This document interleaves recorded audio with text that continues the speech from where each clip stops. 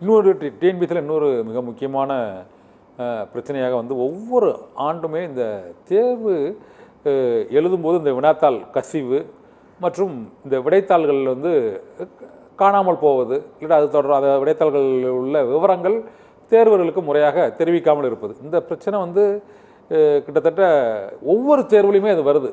இந்த மாதிரி ஒன்றிலே கொஸ்டின் பேப்பரில் கசிஞ்சிருதுன்னு சொல்கிறாங்க. இல்லைன்னா அந்த கொஸ்டின் பேப்பர் கொண்டு வந்த வாகனம் மற்றபடி அதில் வந்து ஒரு முறையான பாதுகாப்பு ஏற்பாடுகள் இல்லை அப்படிங்கிறாங்க. ஆனால் அதற்கு அடிக்கக்கூடிய அந்த விளக்கத்தில் இரும்பு பெட்டியில் தான் அந்த விடைத்தாள்கள் கொண்டு செல்லப்பட்டது. கொஸ்டின் பேப்பர் பல இடங்களுக்கு பல மாதிரி அனுப்பப்படுகிறது வாகனங்களில். அது இந்த முறையும் அந்த முறை தான் கடைப்பிடிக்கப்பட்டது. அதில் எந்த விதமான அந்த கொஸ்டின் பேப்பர் போய் சேர்ந்த தேர்வு மையங்களுக்கு போய் சேர்ந்த அந்த கிட்டத்தட்ட ஒரு 4922 தேர்வு மையங்களுக்கும் கரெக்டான நேரத்தில் போய் சேர்ந்துட்டு, அதனால் அது சமூக வலைத்தளங்கள்லையோ அல்லது பொதுவான ஆதாரம் இல்லாத புகார்களையோ நாங்கள் ஏற்றுக்கொள்ள முடியாது அப்படின்னு அந்த டிஎன்பிசி அளித்த விளக்கத்தில் இந்த மறுப்பு தெரிவிச்சிருக்காங்க. வினாத்தாள் கசிவு, விடைத்தாள்கள் கொண்டு செல்லப்பட்டது மற்றும் இந்த தேர்வர்களுக்கான அந்த மதிப்பெண் வழங்குவதும் வந்து நாங்கள் வெளிப்படையாகவும் அது நேர்மையாகவும் தான் நடைபெறுது அப்படின்னு டிஎன்பிசி விளக்கம் அளிச்சிருக்கிறாங்க. அந்த விளக்கம் வந்து இந்த தேர்வுக்கு டிஎன்பிசி அளித்துள்ள விளக்கம் ஏற்றுக்கொள்ளக்கூடியதா சார்? டிஎன்பிசி அப்படி தான் விளக்கம் தருவாங்க, எதுவும் நடக்கலை அப்படின்றத மாதிரி தான் சொல்லுவாங்க. சரிங்களா? ஸோ இல்லைன்னா இப்போ எதற்கு ஏன் ரெவன்யூ டிபார்ட்மெண்ட்டில் இது வரைக்கும் நடைமுறையில் இருந்ததை மாற்றி இனிமேல் நாங்கள் டிஎன்பிசி நேரடியாக ஏன் பண்ணுறோம் அப்படின்னு சொன்னாங்க. இதில் அந்த இது முறைகேடுகளை தவிர்ப்பதற்காக இருக்கும். 2 துறைகள் பண்ணுறதை ஒரே துறை பண்ணிங்கன்னா அந்த நீங்கள் கூறியது போல் அந்த வெளிப்படைத்தன்மை கொஞ்சம் இதாக அந்த குறைகள் நடைபெறுவதற்கான புகார்கள் எழுவதற்கான அந்த சூழ்நிலை இருக்காதுல்ல சார்? அதனால் இருக்கலாம் இல்லையா? அது இல்லை, இது நடைமுறை அப்படின்னு சொன்னாங்க. இந்த தனியார் பஸ்லலாம் இந்த மாதிரி போனது நடைமுறை இல்லை அப்படின்றதான் கேள்விப்பட்டேன். அதுக்கப்புறம் மாதிரி இந்த அட்டை பாக்ஸில் என்ன இருக்குது அப்படிங்கிறதுக்கு அப்போ வேறு ஏதாவது இருக்குது, அதை பற்றி ஒரு சரியான ஒரு விளக்கம் டிஎன்பிசி சைடில் கொடுக்கல. அந்த இதை கூட விட்டுருங்க சார். இப்போ நான் கேட்குறது தேர்வர்கள் என்ன கேட்குறாங்க அப்படின்னா, எங்களுக்கு எக்ஸாம்ஸ் கேட்குறாங்க. இது அவங்களோட ப்ரெஸ்டீஜ் ஈகோவெல்லாம் விட்டுட்டு இந்த எக்ஸாம் நார்மலாக ஒரு தேர்வு எழுதுனா எக்ஸாம்ஸ் வேணானே சில தேர்வர்கள் சொல்லுவாங்க.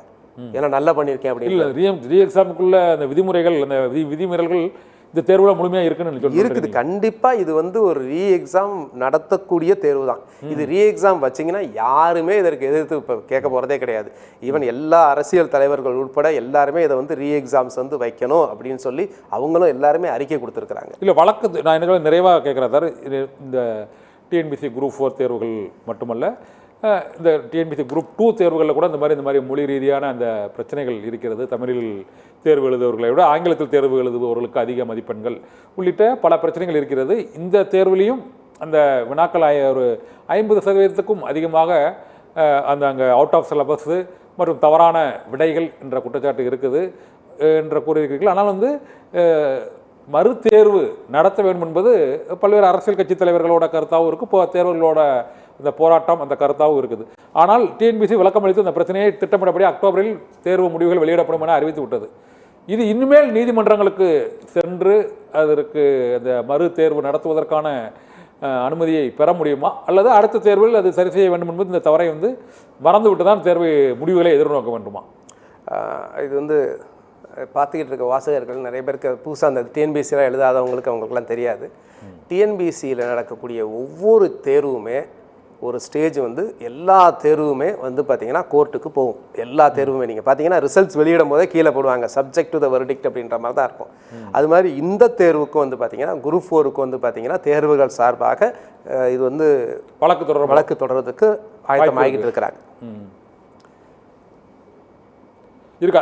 இல்லை, நான் என்ன கேட்டேன்னா, இந்த தவறுகளை டிஎன்பிசி மறுத்து விட்டது. அக்டோபரில் முடிவு வெளியிடப்படும் என்று அறிவிக்கப்பட்டு விட்டது. இன்னும் வழக்கு தொடர்ந்தால் அந்த முடிவு அறிவிக்கப்படுவது தாமதம் ஏற்படுமா, அது முடிவு அறிவிக்கப்பட்ட பின்னர் நிறுத்தி வைக்கப்படுமா என்பதுதான் என்னோட. கண்டிப்பாக நிறைய இடத்துல இது மாதிரி நிறுத்தி வைக்க சொல்லியிருக்கிறாங்க. இந்த மாதிரி அந்த வழக்கின் தன்மையை பொறுத்து என்ன சொல்கிறாங்க அப்படிங்கிறத பொறுத்து நீங்கள் நிப்பாட்டுங்க அப்படின்னு சொல்லிட்டாங்கன்னா திரும்ப எக்ஸாம்ஸ் கூட அவங்க டைரக்ஷன்ஸ் கொடுக்கலாம்.